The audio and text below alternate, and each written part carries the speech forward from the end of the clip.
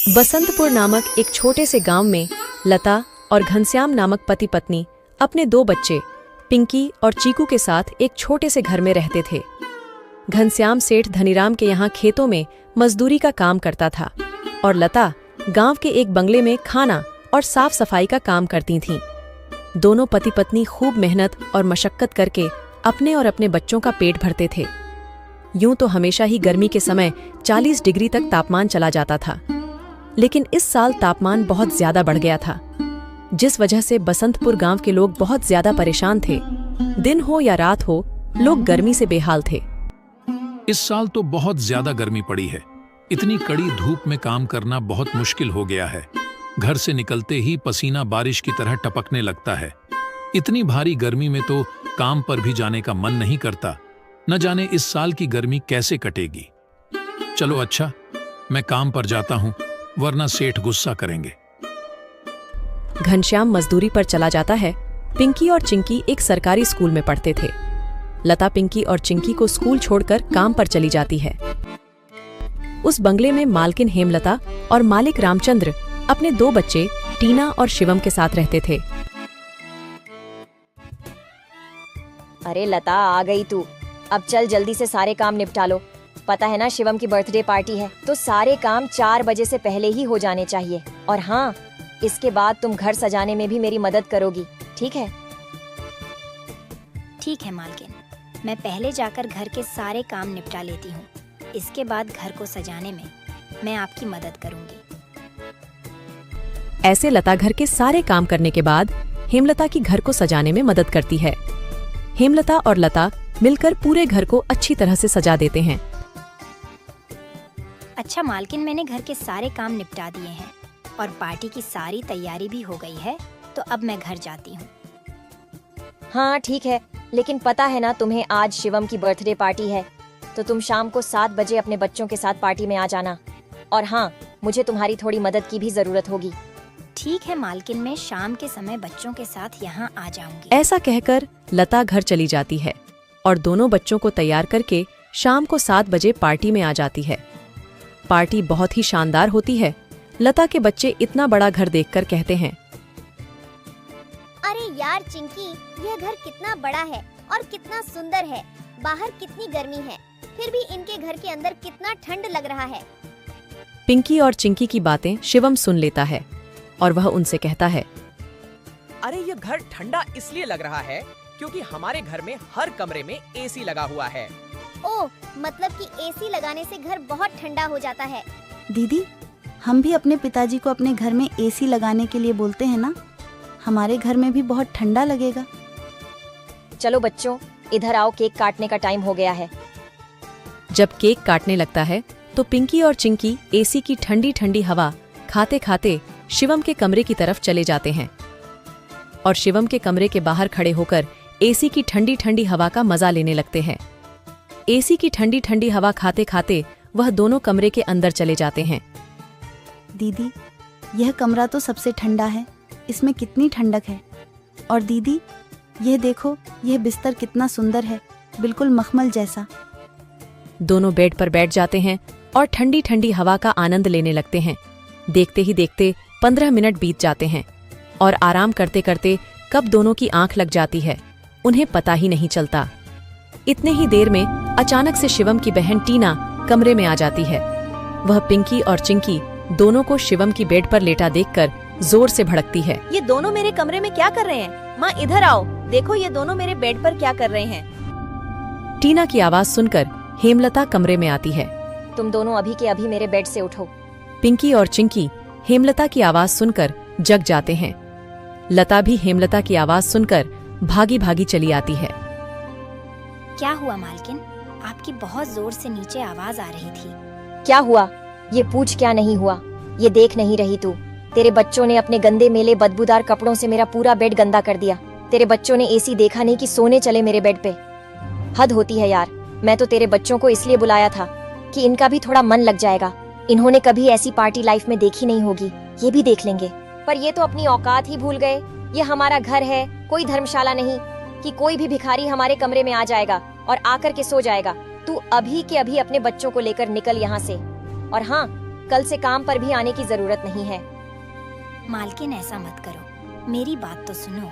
बच्चे नादान हैं। मैं वादा करती हूँ आगे से ऐसा दोबारा नहीं होगा। यह मेरी आखिरी भूल समझकर माफ कर दीजिए मालकिन। मुझे काम से मत निकालिए मालकिन। इस काम के सहारे तो मेरा घर चल रहा है। ये तेरी सर दर्द है। अब तू यहाँ पर काम नहीं कर सकती। अब तू अपने बच्चों को ले और यहाँ से निकाल। हेमलता लता और उसके बच्चों को घर से बाहर निकाल देती है और आगे से काम पर आने को भी मना कर देती है। अब लता के पास कोई काम नहीं था। घर का सारा भार अब घनश्याम के कंधों पर आ गया था। हे भगवान, आज तो खाना बनाने के लिए आटा भी नहीं है। अब मैं आटा कहाँ से लाऊं? मेरे पास तो अब और पैसे भी नहीं है। और जो तनख्वाह घनश्याम जी को मिली थी वह सब घर खर्चे में खत्म हो गए। मेरा क्या है? मैं तो पानी पीकर भी सो जाऊंगी, पर बच्चों को क्या? भूखे पेट इन्हें नींद कैसे आएगी?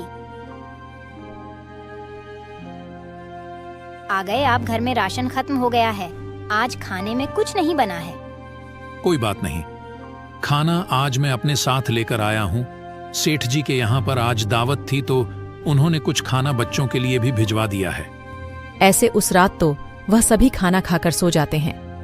अगली सुबह लता फिर से अपनी मालकिन हेमलता के घर जाती है और उससे थोड़े पैसे उधार मांगती है।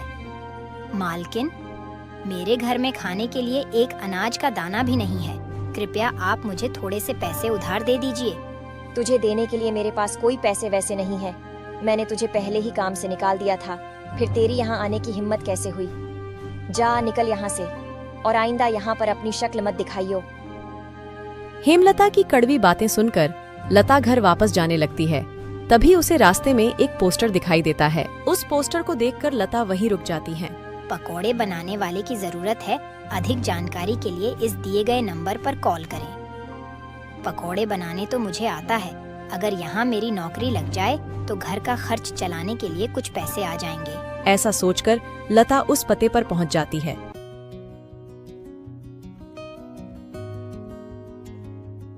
भैया, मैंने आपका पोस्टर देखा। आपको किसी पकोड़े बनाने वाले की जरूरत है? हाँ, जरूर तो है।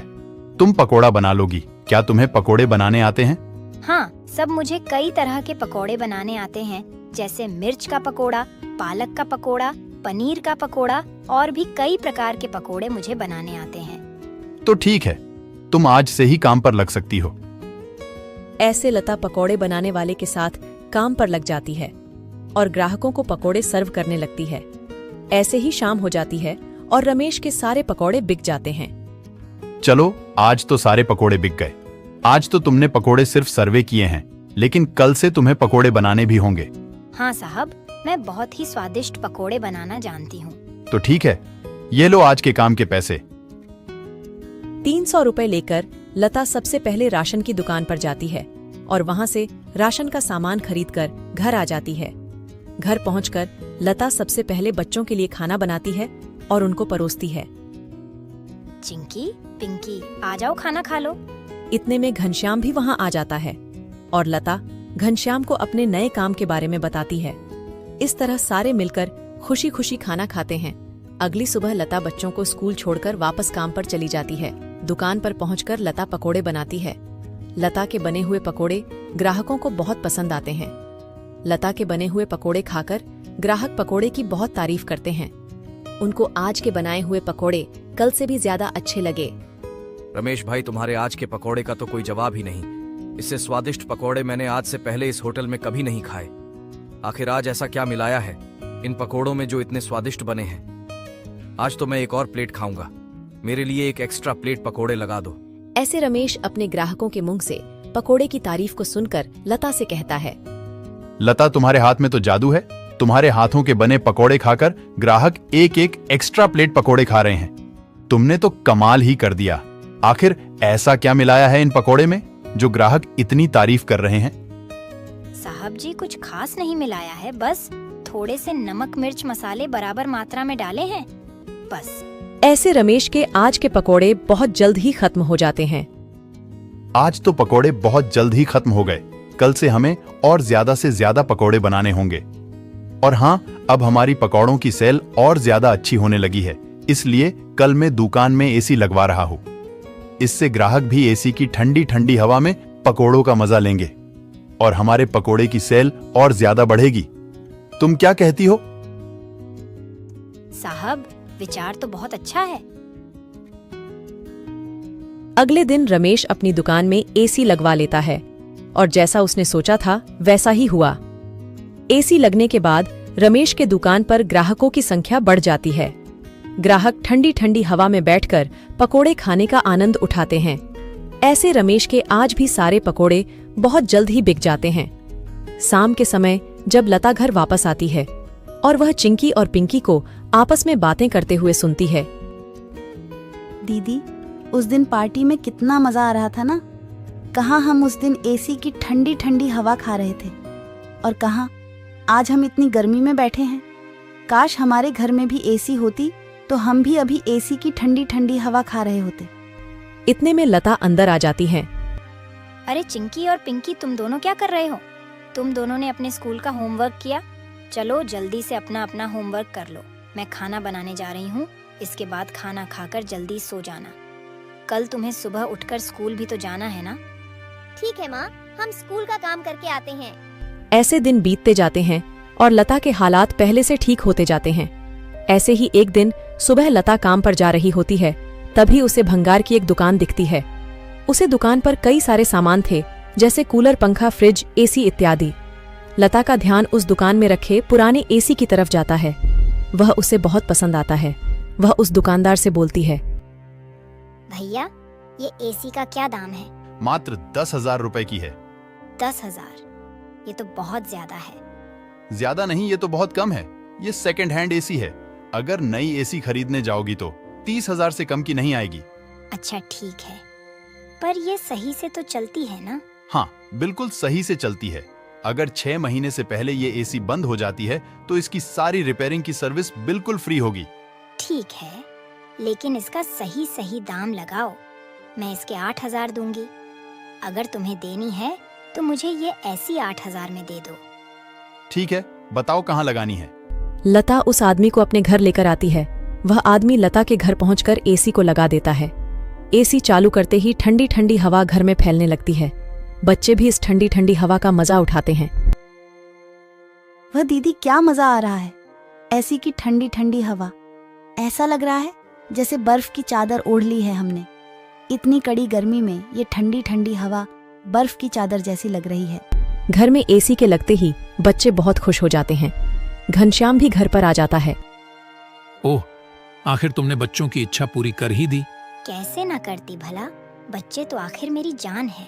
इनसे बढ़कर मेरे लिए कुछ भी नहीं। एसी लग जाने की वजह से बच्चे बहुत खुश होते हैं और लता की कमाई भी अच्छी होने लगती है। लता के बने हुए पकौड़ों की वजह से रमेश के दुकान पर ग्राहकों की भीड़ लगी रहती थी।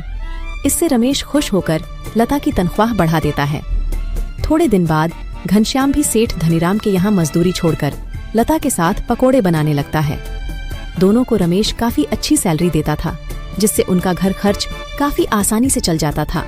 बच्चे पूरी गर्मी ऐसी की ठंडी ठंडी हवा में गुजरते हैं और इस तरह वह लोग अपना जीवन खुशी खुशी जीने लगते हैं।